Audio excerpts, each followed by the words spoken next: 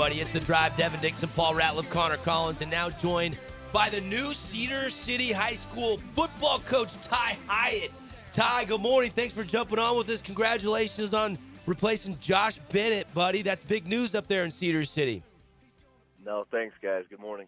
Hey, talk to us a little bit about the backstory and the decision to, leave helping Delane Fitzgerald at SUU and handling Cedar High. That had to have been a tough decision because you guys have seen such an impact of success the last 2 seasons, and the program is trending in such a positive direction, especially the football team.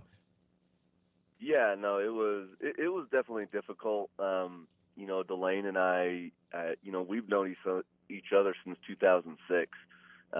This goes back to our days of, when I was towards the back of my college playing days. Delane joined the staff and was a special teams coordinator and then became the head coach. And so, he had coached me. We had coached together at 2 different spots, and then SUU was our 3rd spot.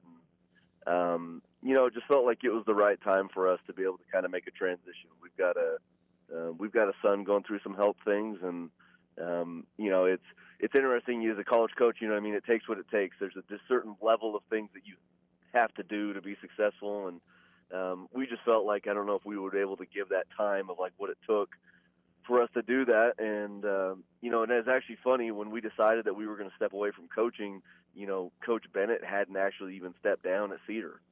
And so when this came open here at the high school, like, we live a few blocks away. My wife and I just looked at it and like, you know what? Like, we love coaching. My wife's a better athlete than I am. She played volleyball at Idaho State. So we were like, athletics is who we are. And when it came open, and talked with the administration and interviewed and kind of just knowing a little bit about Cedar, because Cedar, I think, has some pretty good traditions. You go back in the day of like the rivalry games of them and Dixie. I think there's something there, and so we're excited for this new adventure. Yeah, absolutely. I remember Ursua when he was the quarterback, and obviously had a stint with the Seattle Seahawks and ended up putting up a bunch of receiving numbers at the University of Hawaii. There was a game between Cedar and Desert Hills at Greater Zion Stadium, and it was one of the funnest games I've ever had the privilege to broadcast. There's been some good ones like that. You go back to the Dixie Cedar days as well. You grew up in Oregon, though, right? Like, you didn't grow up in Utah, but your wife grew up in Utah, correct? Yes. So I grew up Eastern Oregon, little farming community out there, and then my wife grew up in Utah. Don't hold it against me, fellas. She went to Lone Peak. That's okay. You know what I mean? So, yeah, she's a Lone Peak girl. They're not in Region 9, Coach, so she gets a hall pass. Hey, I always just got to be careful, you know what I mean? But no, she played at Lone Peak, and, for legendary volleyball coach Deanna Meyer. I don't know if you guys know her, but yeah, she was up there.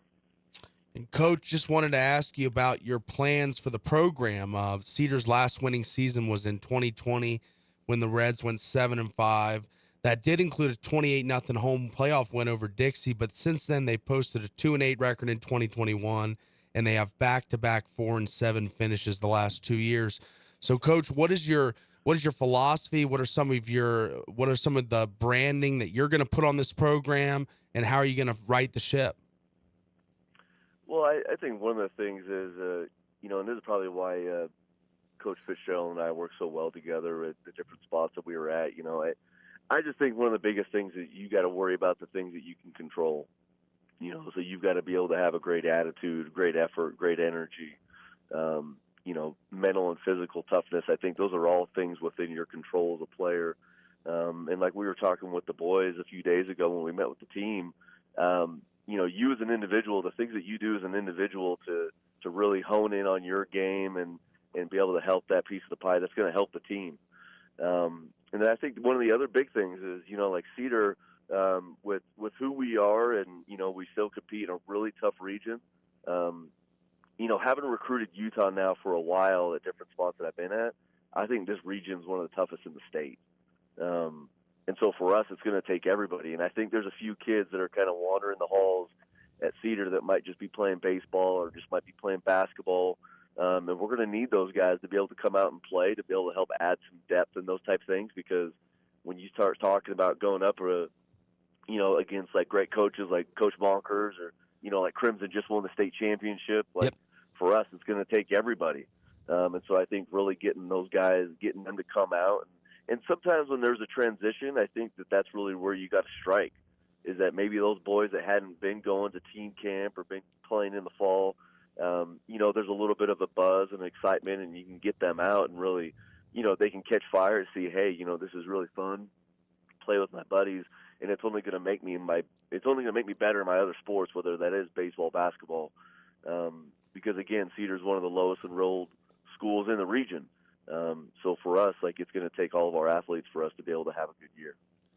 Coach CC here. We talk about Cedar all the time, and they're one of those teams that really is just always kind of on that fine line of just making that push at being one of the top teams in region, or maybe just falling underneath that level. I think it's a team that's really right there in that area, but I want to ask you, so far it's only been a week in, but can you feel a new sense of excitement? Can you feel like the guys are kind of buying into what you're trying to preach? And I love that you're saying you want to go out and get the multi-sport athletes, because I think the more guys you can get enrolled on that team, the better chance you have. So what's that excitement level like, and what's kind of the aura you're feeling from the room so far?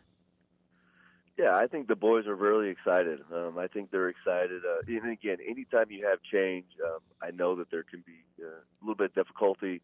Coach Bennett has been great. When he stepped down, there's been about a couple month transition from when he stepped down to when they made the hire. But he's been great with, being supportive and everything else. And he, Coach Bennett, I actually talked him into, he's going to help us on one of the lower levels. Nice. Which I think is great to keep him involved in everything, because he's obviously a really good coach. But no, I think the boys are really excited, and I think they're excited for the work. I think that's one of the things that we stress a lot too is, and again, I go back to Delane at SUU and the different spots that we were at and just the success we were able to have, is that in order to have that success, there's certain things that it requires. It requires the effort, the energy, the attention to detail, those type things. And I think the boys are excited for that. And I think they're excited to get challenged a little bit.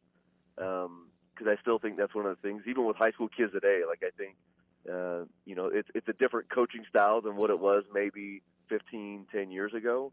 But kids want to be pushed, and I think these kids are ready for that. Tye Hiatt, our guest here, new Cedar football coach. Coach, when you keep mentioning Delane Fitzgerald, one, I want to know, when you told him you were taking this job, what that conversation was like. And then twofold, I want to know, when do you start at Cedar as the head football coach? Has that already happened, or are you finishing up with SUU until the end of the school year and then starting at Cedar High? How's that crossover timetable looking? Yeah, so I'm officially done at SUU and Okay. have started at Cedar. Yep, have started at Cedar and getting all our plans and everything in place. Delane couldn't talk you into keeping your recruiting going for another week or two, huh? No, and you know what? Delane was so positive about everything. Him and I just go back so long, and he knew that this was a really hard decision for me because, like I said, this was definitely a family decision for us. Something that's going to be a little bit more conducive just to the schedule that we're on. And so he's been nothing but supportive about everything. We'll be friends forever. And literally we live a few blocks away from each other. So he was happy for us and excited. And you know how it goes in coaching though too. Like you make a decision and you go and then you just get wrapped up in your program. So even though, Cedar and SUU are right next to each other, there's so many things that are going on in your program, that you're just dialed in and focusing on those things. Yeah, and I got to tip my hat to you and your wife on doing whatever you can for your son. How is the chemotherapy treatments going? I understand he has cancer. Is there a positive update that you can give us on his state right now? There is. No, there's, and I'm sure that everyone goes through it. There's good days and there's bad days. I'm sure everyone knows someone that has been dealing with that, with cancer or some type of sickness. That whole transition, that was tough this fall because I think it was right after we had played BYU. We had found out that he was going to go back on chemo treatment after going through a year of treatment and being off of it. And we were kind of hopeful that he was done with it. So no, he's back on chemo. He'll be on chemo for another 18 months. There's good days, bad days, but I think this move right here just allows us to be able to enjoy moments as a family and allows him to be around a little bit more. And so we're excited for those opportunities. And we're excited for you, Coach. Wish him nothing but the best. I wanted to ask you. I didn't realize this until I was reading Jeff Richards' story on St. George News. And if you want to read more about Coach Hiatt getting the job, Jeff did a great job with the story. But one of the guys that you coach kind of made a name for himself, getting some starts this year with the Chicago Bears. Tyson Bagent went to Shepherd University, and you had a stint there where you were coaching at Shepherd University. Tell me what he was like to coach, and are you surprised with the success he's having? No, Tyson is an amazing individual, amazing person, obviously a great quarterback.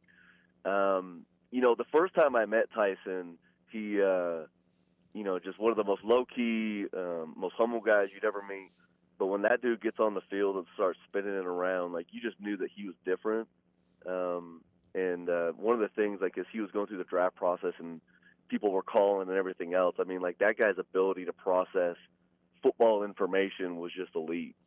And so, like, the coaching stops that I had been at, I was just, I thought that he had a chance in the league, just having been around some OTAs, mini camps, those type things. But when he made it with Chicago, and then, when Fields went down and he actually started a few games, as a coach, that was just so rewarding to be able to see someone be able to play at that level. And it was really cool because his second start, he started down in SoFi versus the Chargers, and my wife and the boys, like, we were busy during season and everything, but they went down to the game and were able to see him play and everything else, which is just really cool because he had grown up around my kids, to be able to see that. And no, that was really exciting. I'll tell y'all right now, though, you need to go Google his dad, Travis Bagent. If you guys want to have a good time this morning, go watch his dad. His dad is like a 28-time world champion arm wrestler. If you guys need to get jacked up in the morning for a workout or anything, you guys need to go watch some Travis Bagent videos. I think I've seen those, I've heard Coach. him, yeah. I think when he was getting his little spiel they call him there. the Beast. Yeah, I remember. I was like, who's that jack guy on the sideline? Fellas, I'm telling you, if we ever want to go to a game and have a good time, let's go hang out with Travis. You know what I'm saying? No doubt. I got a buddy, Dallas Langston, that's down in California, and he's getting into arm wrestling, and I think I've seen him talk about Bagent before. Hey, I want to ask you, kind of a bummer, you guys land Bronson Barron, and you don't get to work with them. You were mainly working with the quarterbacks like Justin Miller at SUU. Is that a little bit of a bummer? Because he brings a big-time arm into Cedar City, Coach. Oh, I think that's a great pickup for the T-Birds. He was just a winner. He had won at Weber State, made a transition to go out to Western Kentucky, now wanted to get closer to home. It is kind of a bummer, there's no doubt. But I think too, I think we got a pretty good quarterback coming back here. He's young, but I think we got a pretty good kid coming back up here in Cedar to be able to coach. But no, I think Bronson's going to do a great job, and I really think just for the T-Birds, like, that was kind of one of the missing pieces. Like, there's so many kids coming back on that roster. But a kid like Justin Miller, Justin Miller had been at SUU for 10 years. You know what I mean? So it's one of those things where now Justin's gone. You got to go find the next one, and I thought that was a great pickup by Delane and staff. Well, and you're going to be coaching a guy you coached with, son, and Kelling. Kelling was running the defense. You were helping with the offense, and now you're going to have his son for 2 years. What's that dynamic going to be like? You know what? I think it'll be great with John. John and I have a great relationship. It's more about Mama Bear. You know what I mean? Like, how's that going to go with Everett's mom if something's going wrong? No, it's kind of funny how life goes full circle because, John and I, we were the coordinators for Delane at Frostburg State. And I still remember Everett 10 years ago just being a little kid running around playing. I would say this about Everett, and I think this is true about a lot of the boys right now coming up through Cedar.